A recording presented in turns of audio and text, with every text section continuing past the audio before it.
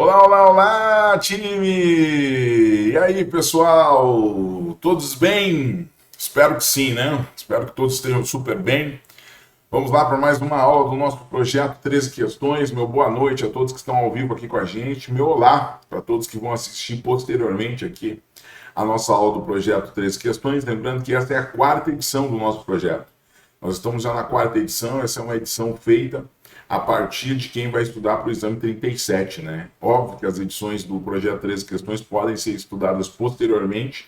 Nós estamos no ciclo do exame 37, mas você pode assistir fazendo aí, se preparando para o 38, se preparando para o 39, porque essa aula só permanece no meu canal se ela estiver atualizada, e a gente faz o controle mensal de todas as aulas para ver se elas estão atualizadas, se elas estão adequadas, se elas continuam se propondo, né, aos propósitos que já se estabeleceram. Então, bora lá para a gente estudar. Nós estamos numa semana de lançamento do projeto, começando a quarta edição do projeto, que é uma preparação para o exame 37 de forma bastante antecipada. E nesta aula a gente vai discutir a prova de direitos humanos do exame 36, ou seja, o que veio no exame 36 e o que a gente pode esperar para o exame 37 de direitos humanos. Em direitos humanos, no exame 36, a gente teve uma cobrança tradicionalíssima. Ou seja, o exame 36 foi um dos exames mais tradicionais de direitos humanos que a gente teve nos últimos tempos. Por quê? Porque ele cobrou os dois conteúdos mais cobrados no exame da OAB em direitos humanos. Quais são os dois conteúdos mais cobrados no exame da OAB, professor, em direitos humanos? São esses que eu vou te dizer, que são o Pacto de São José da Costa Rica, certo? E discussões de proteção de direitos fundamentais dentro da Constituição, que é o que eu chamo de Constituição e direitos humanos, ou seja, direitos humanos na Constituição. Essas temáticas foram objeto de pergunta no exame 36, ou seja, temáticas tradicionalíssimas, temáticas que são frequentes e muito repetidas no exame de ordem. Beleza? Ok? Tranquilo, pessoal? Bora lá para a gente estudar, bora lá para a gente seguir a nossa aprovação, seguir a nossa preparação para chegar à aprovação do exame de ordem? É isso mesmo? Vamos lá então seguir os nossos estudos, seguir a nossa preparação para a gente poder organizar então temas bastante importantes, bastante necessários para a gente conseguir isso. Gente, primeira discussão que a gente vai fazer é exatamente entender temas mais cobrados em direitos humanos no exame do OAB. Não há nenhum tema mais cobrado do que o Pacto de São José da Costa Rica. Pacto de São José da Costa Rica que eu posso chamar de dois outros nomes. Convenção Americana sobre Direitos Humanos, que é o nome oficial, Pacto de São José da Costa Rica, ou então o decreto pelo qual ele foi incorporado aqui no sistema brasileiro, que é o decreto 678 de 92, porque o Pacto de São José da Costa Rica foi incorporado em 1992. Então aqui nós temos esses tópicos, aqui nós temos esses elementos que trazem para nós exatamente essa apresentação, esse ponto essencial aqui que a gente consegue ordenar, que a gente consegue organizar para vocês. Então veja, direitos humanos no exame 36, nós tivemos então algumas discussões que são as tradicionalíssimas. Muito importante isso, porque isso mostra, né, o quão é importante a gente mapear o estudo, o quão é importante a gente dominar o estudo, certo? Do que cai na prova.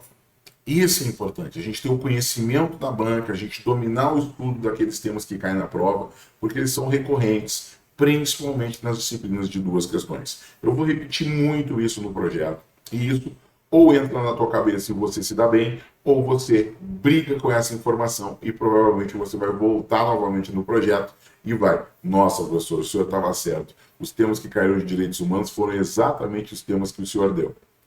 Eu sei, certo? Por quê? Porque a gente trabalha com isso, a gente entende esses elementos e esses temas voltam com forma recorrente para as provas. E o bom é a gente saber que eles voltam, porque aí a gente consegue mapear conteúdos para estudar. Ou seja, a gente não vai estudar todo o conteúdo que cai numa prova, por exemplo, de graduação de direitos humanos. Se eu pegar um livro aqui de graduação de direitos humanos, é enorme, né? Aqui são livros enormes, grandiosos. E não é isso que é cobrado na prova. O que é cobrado na prova são questões específicas. muito específicas. E a gente precisa estar preparado exatamente para conseguir absorver essas situações específicas e conseguir desenvolver isso, ou seja, acertar as questões, que é o grande objetivo. Ou seja, o nosso objetivo aqui, além de aprender o conteúdo, obviamente, né, porque ensinando, o grande objetivo é a gente aprender o conteúdo, aprender a estudar de uma forma adequada, correta, né, e ordenada, a gente precisa, né, compreender aqui, certo? Alguns tópicos muito importantes, que são exatamente como se preparar, né, para o exame do OAB. Beleza? Ok? Bora lá estudar? Bora lá se preparar? Vamos lá então pegar a nossa primeira questão de direitos humanos. Olha só, questão número 1. Você, como advogado, foi contratado para esclarecer algumas alternativas na defesa e proteção do direito de circulação e de residência de um determinado grupo de pessoas, que vem sendo violado em razão do preconceito. Nessa reunião, as vítimas disseram que já tentaram todas as medidas administrativas junto aos órgãos governamentais competentes e nada foi resolvido. Uma das vítimas propôs que fosse encaminhada a petição para a Corte Interamericana de Direitos Humanos, a fim de instaurar um processo para a decisão daquela corte, que pudesse resultar em condenação do Estado brasileiro, indenização das vítimas, garantia dos direitos violados, e assim, com base no que dispõe a Convenção Americana sobre Direitos Humanos, cabe a você esclarecer que as vítimas... Olha que importante. Então vejam que situação nós temos aqui. Nós temos, no Pacto de São José da Costa Rica, 2 blocos de estudo. Primeiro bloco de estudo no Pacto de São José da Costa Rica são os direitos, as questões relacionadas aos direitos do Pacto de São José. Ou seja, situações que nos trazem relação quanto que direitos estão previstos no Pacto de São José da Costa Rica, aonde que eles estão regulados, quais são os tipos de normas, quais são as declarações ali feitas. E a segunda parte de estudos no Pacto de São José da Costa Rica não é relativa aos direitos. A segunda parte de estudos no Pacto de São José da Costa Rica, ela é relativa aos meios de proteção. E o que são os meios de proteção? Os meios de proteção são as formas como podemos acessar a Comissão e a Corte Interamericana de Direitos Humanos. E qual é o papel, quais são as funções da Corte e da Comissão Interamericana de Direitos Humanos. Então, quando a gente estuda o Pacto de São José da Costa Rica, quando a gente estuda a Convenção Americana sobre os Direitos Humanos, nós temos 2 recortes. O recorte dos direitos, quais são os direitos estabelecidos entre essas partes, e o recorte estabelecido, né, a ideia das... o recorte dos direitos e o recorte estabelecido a ideia dos meios de proteção. Aqui a pergunta é a seguinte, vejam, você, advogado, foi contratado para esclarecer algumas alternativas, né, na defesa e proteção do direito de circulação e de residência. Direito aqui, que é um direito constante no Pacto de São José da Costa Rica, direito de circulação e residência de um determinado grupo de pessoas que vem sendo violado em razão do preconceito. Nessa reunião, as vítimas, as pessoas que estão sendo vítimas desse preconceito, disseram que já tentaram todas as medidas administrativas junto aos órgãos governamentais competentes e nada foi resolvido. Uma das vítimas propôs que fosse encaminhada a petição à Corte Interamericana de Direitos Humanos, a fim de instaurar um processo para uma decisão daquela corte que pudesse resultar na condenação do Estado brasileiro. A indenização das vítimas é a garantia dos direitos violados. Assim, com base no que dispõe a Convenção Americana sobre Direitos Humanos, cabe você esclarecer para as vítimas. Ou seja, é possível essa ideia de encaminhar uma petição para a Corte Interamericana de Direitos Humanos? Eu estava lendo sem mostrar para vocês o material, né? Mas todos vocês têm o material. Todos vocês têm o material que está disponível aonde? Na descrição do vídeo. Você vai ter um link para o nosso canal do Telegram. E lá no canal do Telegram é disponibilizado o material da aula, certo? Então, todo dia da aula é disponibilizado o material da aula. Então, você tem acesso ao material da aula participando do nosso canal do Telegram. Então, faz um Telegram, certo? É bem fácil, baixa no seu celular o aplicativo do Telegram e pega o link ali do canal, porque o canal é fechado, você não encontra ele no Telegram, se você não tiver o link. E aí, pegando esse link, você consegue acessar o nosso canal, assinar o nosso canal, fazer parte do nosso canal e ter acesso aos materiais, certo? Vou ler de novo a questão porque eu não estava com ela na tela para vocês então. Você, como advogado, foi contratado para esclarecer algumas alternativas na defesa e proteção do direito de circulação e de residência de um determinado grupo de pessoas, que vem sendo violado em razão de preconceito. Nessa reunião, as vítimas disseram que já tentaram todas as medidas administrativas junto aos órgãos governamentais competentes e nada foi resolvido. Uma das vítimas propôs que fosse encaminhada a petição para a Corte Interamericana de Direitos Humanos, a fim de instaurar um processo para a decisão daquela corte, que pudesse resultar em condenação do Estado brasileiro, a indenização das vítimas, garantia dos direitos violados, assim, com base no que dispõe a Convenção Americana sobre Direitos Humanos, cabe você esclarecer as vítimas. Então, o que você vai esclarecer? Você vai dizer se isso é possível, se essa ideia é possível, se essa ideia não é possível. Bom, o que as vítimas querem é que você faça uma petição de uma discussão administrativa, não é uma discussão judicial ainda no Brasil, direto para a Corte Interamericana de Direitos Humanos, certo? Que é um tribunal que julga países que estejam ligados à Organização dos Estados Americanos, que sejam signatários do Pacto de São José da Costa Rica e que tenham expressamente manifestado se submeter à jurisdição da Corte. Então, são vários critérios para a Corte poder julgar um país. O país precisa fazer parte da OEA, Organização dos Estados Americanos, que é quem comanda o sistema americano de direitos humanos. O país precisa ser signatário, ou seja, ter assinado o Pacto de São José da Costa Rica, incorporado e ratificado. E o país precisa, além de ter assinado o pacto, precisa ter manifestado de forma expressa, ou seja, enviado um manifesto, uma comunicação, de que ele expressamente se submete à jurisdição do pacto. Tudo isso precisa ocorrer para a corte poder julgar alguém.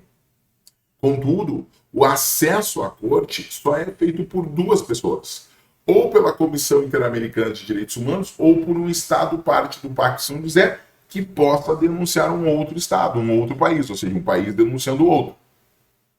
Não é possível eu, advogado, certo? Para proteger o direito de um grupo de pessoas que está sendo violado, que é o direito de circulação e residência, que é um direito que está previsto no Pacto de São José, eu não consigo peticionar direto para a corte. Não é possível esse acesso direto à corte. A corte só é acessada por meio da comissão ou por meio dos Estados partes. Portanto, para acessar a corte, eu primeiro preciso provocar a Comissão Interamericana de Direitos Humanos. Então, a minha petição, se for possível, ela tem que ser feita para a comissão. Para a comissão.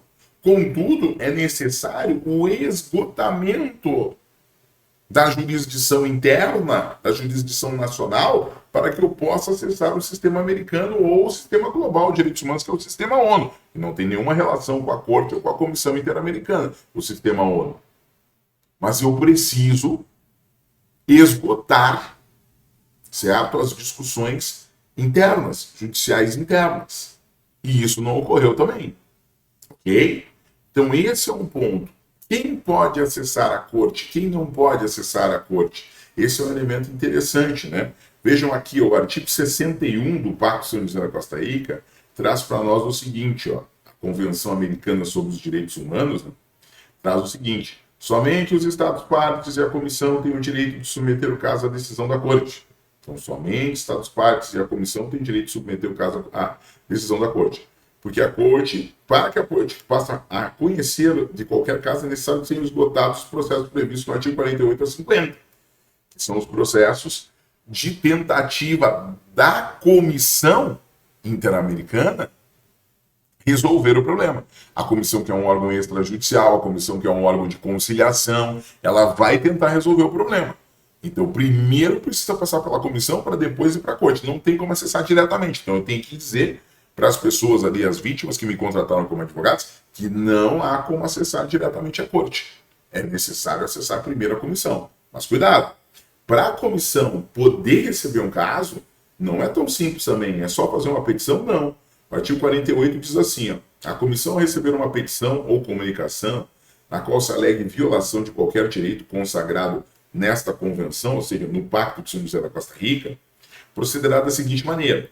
Aí nós temos: se reconhecer a admissibilidade da petição ou comunicação, solicitará informações ao governo do Estado, o qual pertence à autoridade apontada, né, como responsável pela violação alegada e transcreverá as partes pertinentes à petição ou comunicação. Tá? Então, eu denuncio para a comissão. A comissão, admitindo a denúncia, cumprindo os critérios do 45, do 46, quanto a recebimento da denúncia, ela precisa peticionar para o Estado denunciado para que ele preste informações, dentro de um prazo razoável. Bom, recebidas as informações, certo? Ou transcorrido o prazo sem que elas sejam recebidas, a comissão vai verificar se existem ou subsistem motivos para aquela petição denunciando, comunicando uma violação de direitos humanos, está ali. Vem cá, não é uma denúncia temerária, ofensiva, mentirosa, etc. Não, existem esses elementos. Então, ela pode também declarar inadmissibilidade e improcedência da petição, por exemplo, se não cumprir os critérios lá do 46, né? Se o expediente não houver sido arquivado e com fim de comprovar os fatos, a comissão procederá com conhecimento das partes. Um exame do assunto exposto na petição. Se for necessário, a comissão procederá a uma investigação que pode, inclusive, se direcionar ao Estado denunciado para obter mais dados, mais elementos. Vejam, né, poderá pedir aos Estados interessados qualquer informação pertinente. Tá? Por-se à disposição das partes interessadas a fim de chegar a uma solução amistosa, né, pacífica. Tá? Entretanto, né, em casos graves, urgentes, pode-se realizar, inclusive, uma investigação mediante prévio consentimento do Estado, em cujo território se alega haver sido cometida a violação, tão somente com a apresentação de uma petição ou comunicação que una todos os requisitos formais de admissibilidade, para que a comissão possa, talvez, ir em loco, verificar se essas denúncias têm alguma veracidade ou não. Né? E no 49, se houver chegado a uma solução amistosa, de acordo com as disposições do artigo 48, a comissão redigirá um relatório que será encaminhado a quem peticionou, que é o denunciante, e aos Estados-partes desta convenção, e posteriormente transmitido a sua publicação pela Secretaria-Geral da OEA. O referido relatório conterá uma breve exposição dos fatos e a solução alcançada. O relatório, na verdade, ele vai ter, né, a questão envolvendo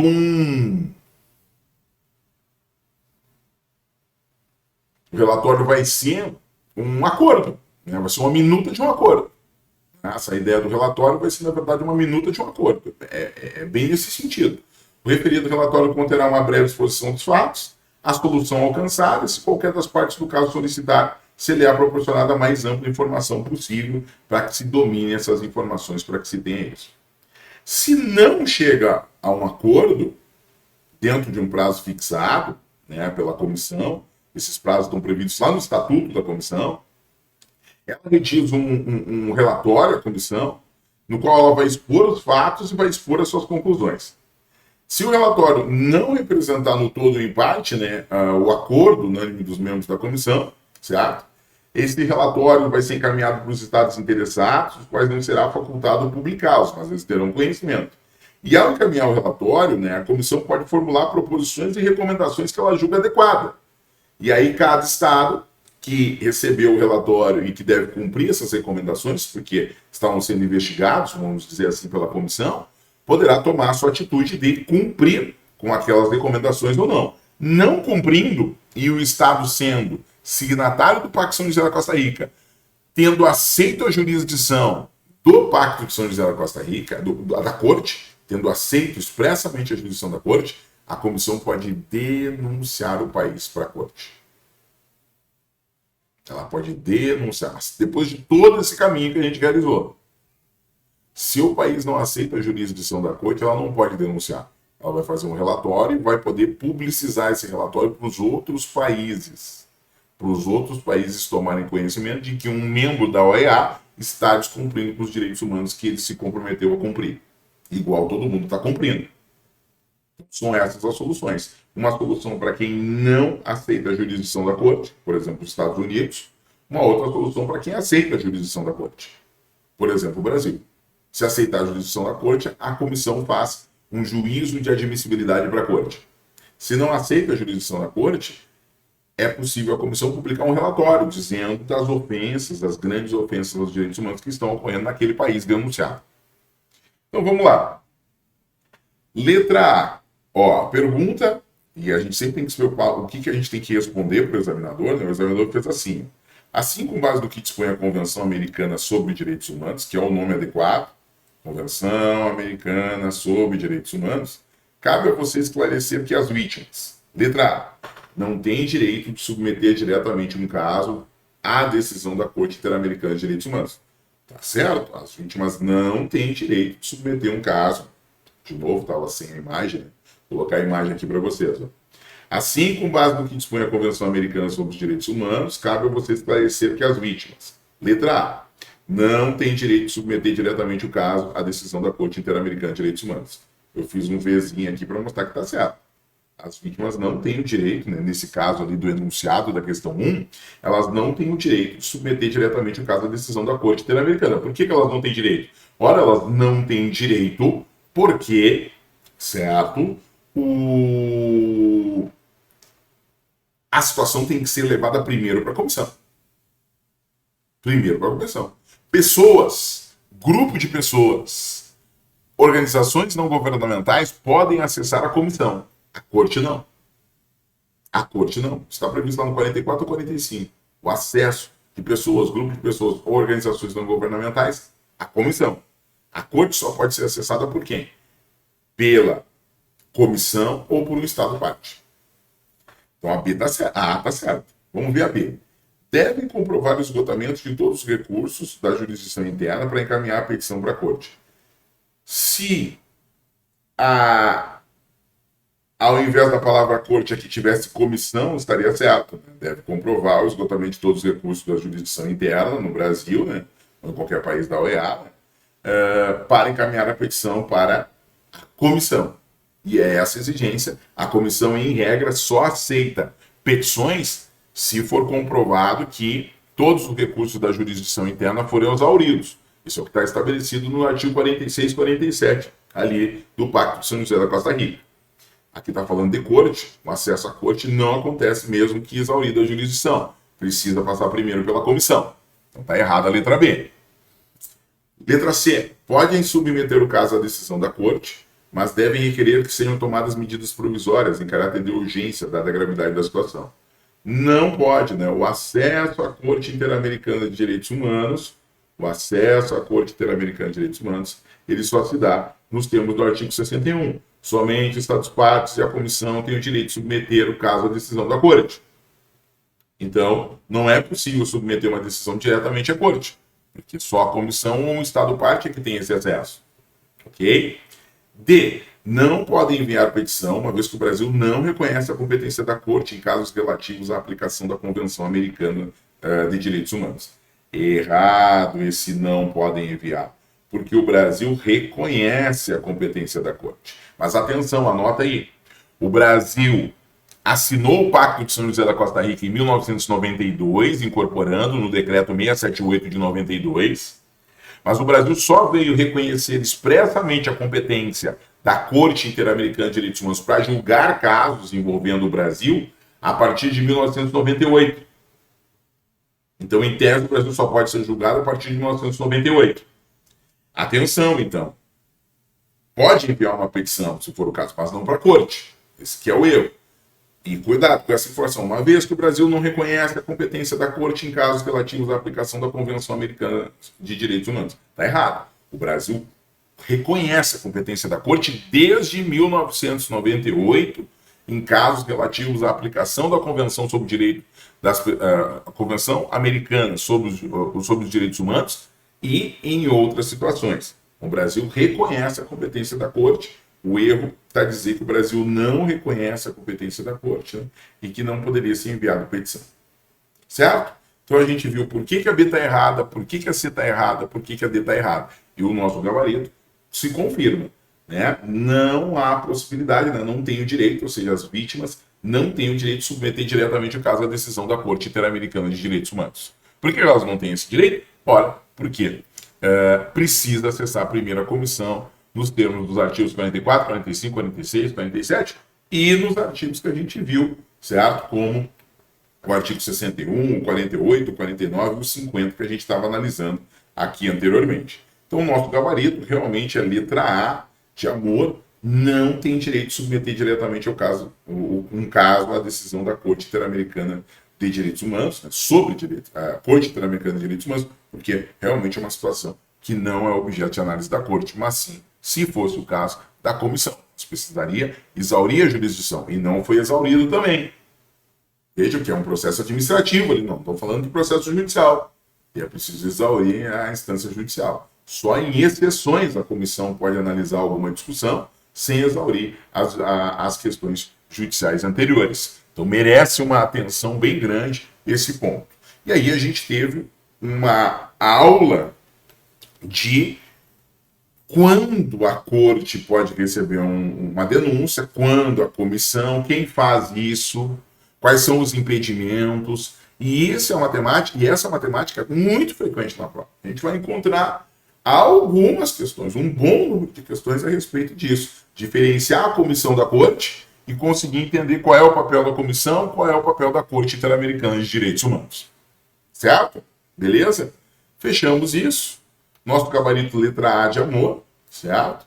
Vamos para a nossa próxima questão aqui, que ela é mais simples, inclusive, cobrando uma situação muito, mas muito recorrente na prova de direitos humanos, que é a questão de direitos humanos na Constituição. Ou seja, temas de direitos fundamentais constantes na Constituição, que também são temáticas de direitos humanos. Ou seja, a ideia, né, dos direitos humanos na Constituição. Vamos lá. O prefeito de Capoeira determinou que uma escola municipal que atende crianças das comunidades indígenas da região realize o processo educacional exclusivamente em língua portuguesa. Uma escola municipal, né, que atende crianças de comunidade indígena, o prefeito determinou que se realize o processo educacional exclusivamente em língua portuguesa. Uma organização não governamental, ou seja, uma ONG, contrata você como advogado para atuar na proteção dos direitos dos povos indígenas, assim com base no que dispõe a Constituição Federal da Constituição da República Federativa do Brasil, que é o CRFP, né? Cabe a você esclarecer que, ou seja, qual é o papel aqui que eu vou esclarecer, porque eu fui contratado aqui por uma organização não governamental para analisar essa atitude do prefeito, verificar essa atitude do prefeito, se ela é possível, se ela não é, se ela está de acordo, se ela não está. E aí vejam, essa é uma pergunta de direito constitucional e de direitos humanos. A gente consegue perceber isso. É uma pergunta de direito constitucional e de direitos humanos, certo? Tanto que a gente consegue perceber esse ponto, esse elemento. Então vamos lá. Cabe a você esclarecer o quê? Letra A. A Constituição Federal de 88 determina que o ensino fundamental regular seja ministrado apenas em português, mesmo para tribos e comunidades indígenas. Não, né? A Constituição de 88 não determina que o ensino fundamental seja ministrado apenas em língua portuguesa. Ela respeita as comunidades indígenas e respeita seus processos de educação, de formação e de comunicação, a Constituição de 88. Nós vamos ver isso daqui a pouco. B. Apenas por determinação da Fundação Nacional do Índio, a FUNAI, órgão do governo federal, a escola que presta esse ensino fundamental regular às comunidades indígenas será obrigada a utilizar suas línguas maternas. Não é por determinação da FUNAI que existe essa obrigação. Há um dispositivo constitucional prevendo essa possibilidade da educação em língua portuguesa e nas línguas maternas indígenas, respeitando os seus processos de entendimento, de instrução, os seus processos culturais, né? Então, não é a Fundação Nacional do Índio, não é a FUNAI que tem essa função, certo? Deixa eu pegar aqui. A gente consegue tirar essa discussão aqui da letra B. C. O Estado tem o dever de ministrar o ensino fundamental regular em língua portuguesa, mas nada impede que uma organização não governamental ofereça o reforço escolar na língua materna dos índios. Também está errado, né? O Estado tem o dever de ministrar o ensino fundamental em língua portuguesa e na formação, né, da linguagem mãe dos processos culturais das comunidades indígenas, que é o que a gente vai ver, provavelmente, se a A está errada, a B está errada, a C está errada, na letra D. Letra D. O ensino fundamental regular deve ser ministrado em língua portuguesa, mas é assegurado às comunidades indígenas também a utilização de suas línguas maternas e seus processos próprios de aprendizagem. Então, nós temos aqui o gabarito aqui, que é a letra D de Dinamarca, a letra D de Deus, certo? Trazendo o gabarito, que na verdade é um tópico da Constituição. Se a gente for ver aqui a letra D, que é o nosso gabarito, o ensino fundamental regular deve ser ministrado em língua portuguesa, mas é assegurado às comunidades indígenas também a utilização de suas línguas maternas e de seus processos de aprendizagem. Aí a gente consegue no 210 da Constituição, falando de direito à educação, que toca também as comunidades indígenas, nós temos lá no 210, parágrafo 2º, o seguinte. Vejam vocês, serão fixados os conteúdos mínimos para o ensino fundamental, de maneira a assegurar a formação básica, com respeito aos valores culturais, artísticos, nacionais e regionais.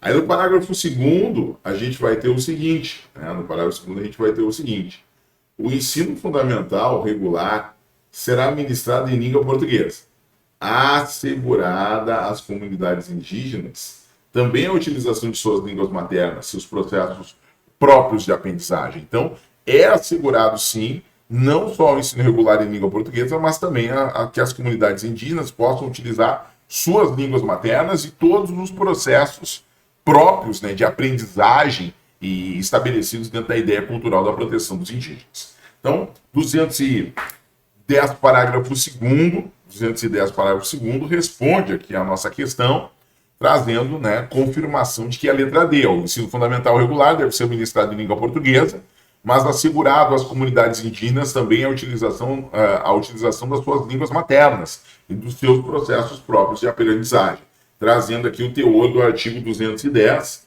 parágrafo 2º, 210, parágrafo 2º da Constituição. A gente consegue ver o teor aqui dessa decisão.